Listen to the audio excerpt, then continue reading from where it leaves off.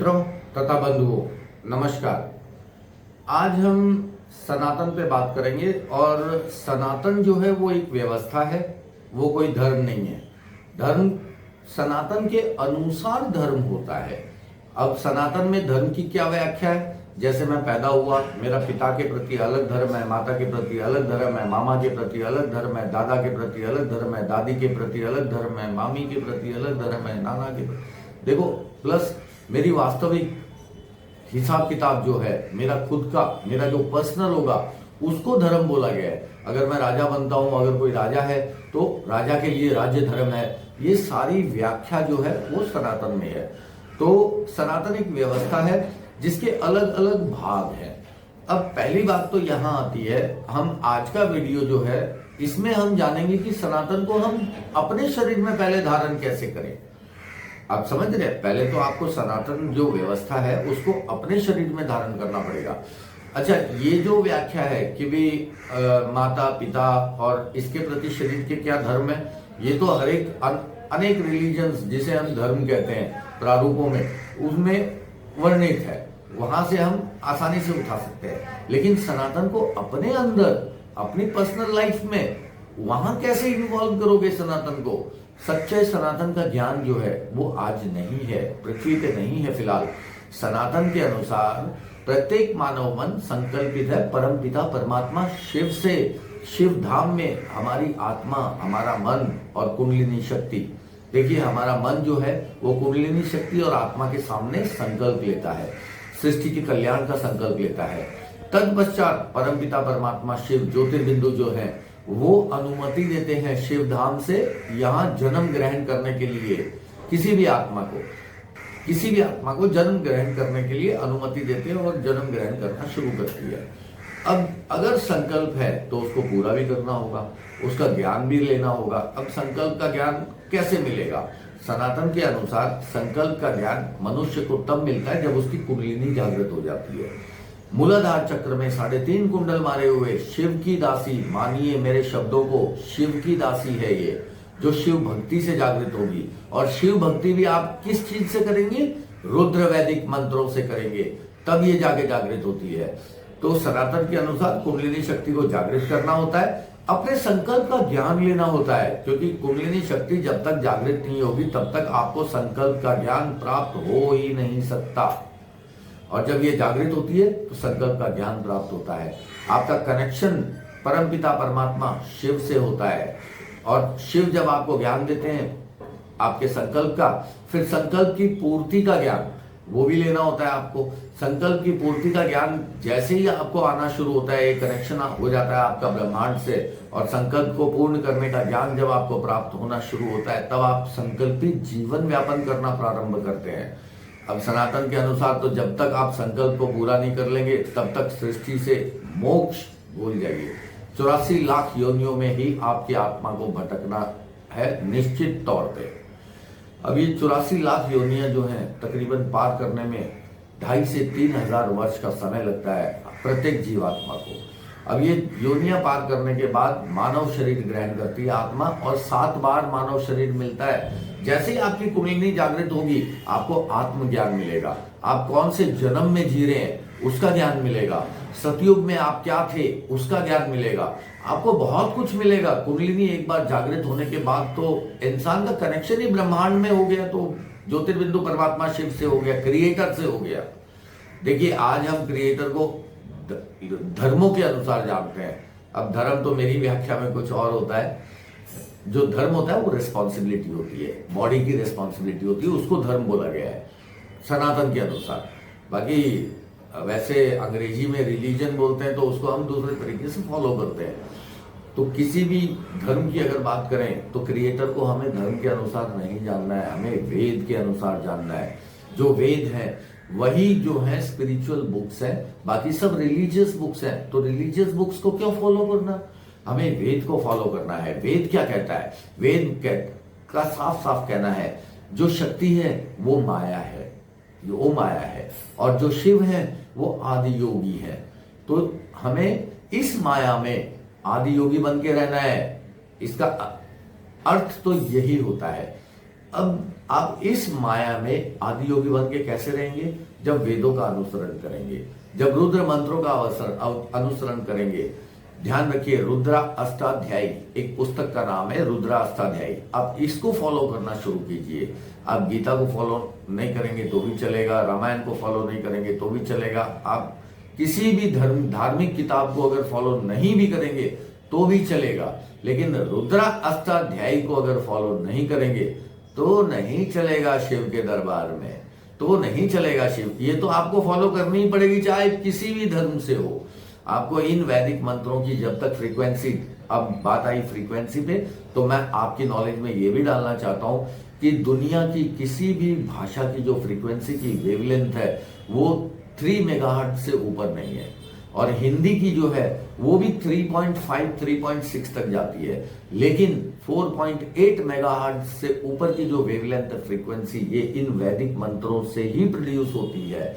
और ये जो फ्रीक्वेंसी है, इससे ऊपर की जो फ्रीक्वेंसी प्रोड्यूस होती है, इवन अरबी में भी नहीं है।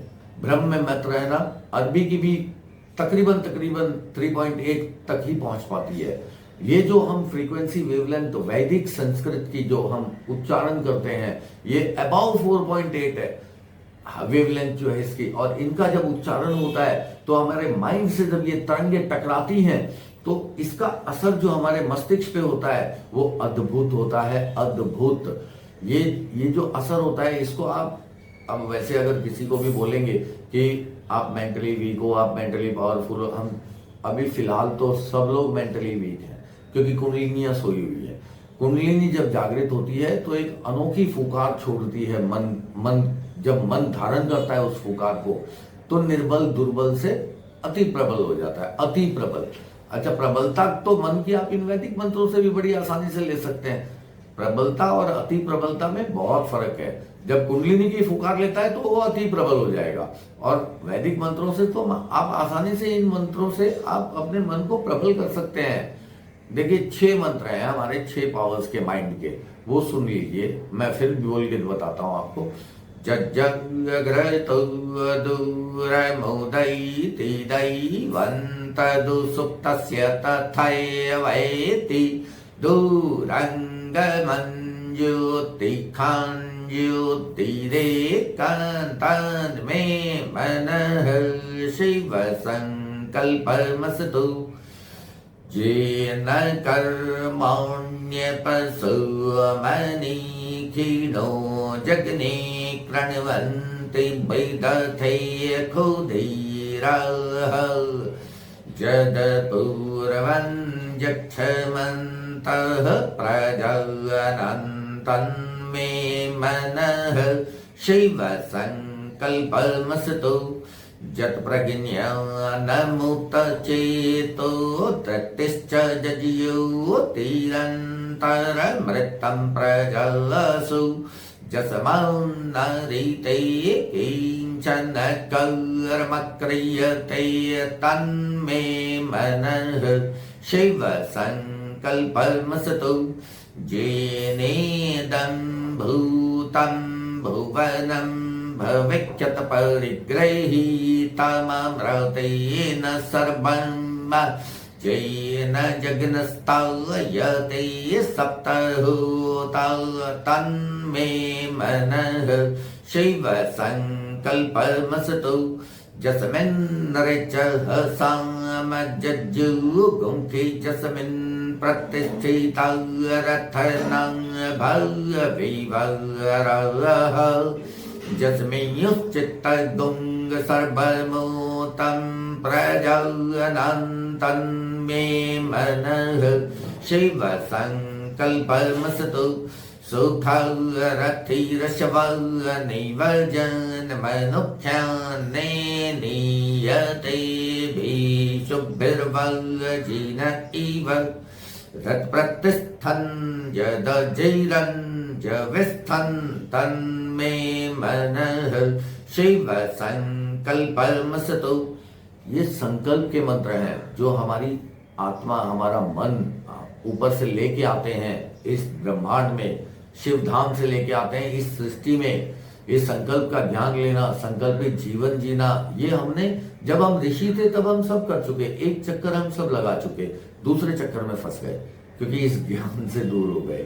हाँ, अगर आप तक ये वीडियो पहुंचाए तो एक रिक्वेस्ट जरूर होगी, आपके फैमिली और फ्रेंड्स में ये वीडियो जरूर शेयर करना ताकि उनको भी नॉलेज आ जाए और वो सनातन, सच्चे सनातन को ग्रहण कर पाए और हम अपने माइंड को पावरफुल बना पाए।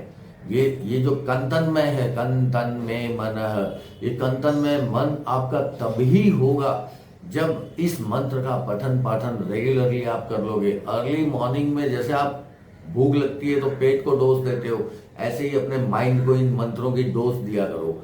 डेली डोज दोगे आप, डेली आपका माइंड देखो फिर दिन कैसे गुजरता है। इन 6 मंत्र हैं मन के। चलो गणपति को नहीं मानते, छोड़ दो, लेकिन वैसे तो गणपति की पूजा आराधना पहले होनी चाहिए और 4 मंत्र गणपति के हैं और 6 मंत्र शिव के हैं, संकल्प के हैं। तो ये 10 मंत्र आप पठन पाठन कीजिए इनका। अगर देखिए, हिंदू भी एक रिलीजन है, सनातन नहीं बोल सकते। हाँ, निकला सनातन से, हर रिलीजन सनातन से निकला है क्योंकि सनातन एक बहुत बड़ी व्यवस्था है। सनातन को आर्थिक व्यवस्था में, हमारे देश की आर्थिक व्यवस्था में अगर लागू कर दो तो क्या बात है। महंगाई तो जरा भी किसी को महसूस नहीं होगा। और यूएस डॉलर का तो रिवर्स गियर लग जाएगा ऐसे। लेकिन सनातन की व्यवस्था, सनातन एक बहुत बड़ी व्यवस्था है। इसको हम अगले वीडियो में जानेंगे कि जो आर्थिक प्रणाली में हमारे, अगर सनातन की नीतियों को, अभी राजनीतिक नीतियों पर चल रहा है हमारा देश और आर्थिक प्रणाली भी जो है वो राजनीतिक नीतियों पर चल रही है। अगर सनातन की नीतियों को अगर हम हमारी आर्थिक व्यवस्था में अगर लागू कर दें तो बल्ले बल्ले है, बल्ले बल्ले। लेकिन ये जो आर्थिक नीतियां हैं ये कठोर भी हैं। सनातन की हर चीज कठोर है। आप पुस्तक लाइए, रुद्राष्टाध्यायी, खोलिए उसको और मंत्र सीखना प्रारंभ कीजिए तो आपको पता लगेगा कितनी कठोर और कितनी कठिन है। बाकी बोलने में तो शब्द हैं, बहुत आसानी से बोल लेते हैं, सभी समझते हैं, लेकिन कठोर बहुत है। सनातन में हर चीज कठोर है। अगर इसमें लागू कर दी जाए, हालांकि देखिए मैं भी जीवन में जी रहा हूँ, मुझे भी आर्थिक तंगी बहुत तंग कर रही है, बहुत परेशान कर रही है और मोदी जी के पास कोई रास्ता नहीं है।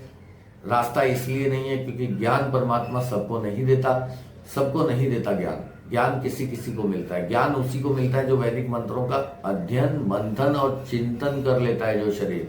और मैंने अपने जीवन काल में वैदिक मंत्रों का अध्ययन भी किया है। कुछ मंत्रों मेरे मंथन की स्टेज पे हैं, कुछ मंत्र मेरे चिंतन की स्टेज पे हैं। रुद्राष्टाध्यायी में 350-400 मंत्र के आसपास हैं, 8 अध्याय हैं। तो ये 5वें अध्याय तक पहुंचा हूं मैं अभी। 5वें के बाद 6वां, 7वां, 8वां 3 अध्याय मेरे बाकी हैं। मंथन और चिंतन अध्ययन में सबका कर चुका। तो अब ये जो मंत्र हैं, हम सनातन को अपने अंदर ग्रहण करने की बात कर रहे थे, आज हमने जाना। और ये इंपॉर्टेंट ज्ञान है। ज्योतिर्बिंदु परमात्मा शिव आएंगे और आपके मस्तिष्क में 3rd आई को खोलेंगे, यहाँ टच करेंगे, उसका एक निशान भी बनेगा माथे पे और फिर आपकी कुंडलिनी जागृत होगी। उनके टच करते ही सब कुछ हो जाएगा। कुंडलिनी का जागृत होना, वेगस नर्व का एक्टिवेट होना, पैरासिम्पैथेटिक नर्वस सिस्टम का एक्टिवेट होना, ये सारे काम एक साथ हो जाएंगे जैसे वो टच करेंगे। और मैंने बताया रुद्र मंत्रों की अध्ययन, मंथन, चिंतन के अलावा कुंडलिनी जागृत नहीं हो सकती किसी की भी। ब्राह्मण वर्ग जो है वो अध्ययन ही किया, उन्होंने मंथन चिंतन नहीं किया है। अध्ययन करके अपनी जीविका को जो है आय का साधन बनाया है इन्होंने। और ब्राह्मण जो है वो वर्ग विद्वान रहा है। हाँ, ऋषि वर्ग जो है वो ज्ञानी रहा है। ज्ञानी होने में और विद्वान होने में बहुत अंतर है। इंटेलिजेंट होने में और इंटेलेक्चुअल होने में बहुत अंतर है। तो ये जो बातें हैं ये गहराई से समझने वाली बातें हैं। आज के वीडियो में हमने जाना कि सनातन को हम कैसे अपने अंदर ग्रहण कर सकते हैं, बड़ी ही आसानी से और बड़े ही सरलता से। अगले वीडियो में हम जानेंगे, कुछ अद्भुत जानकारियों के साथ फिर हम पेश होंगे।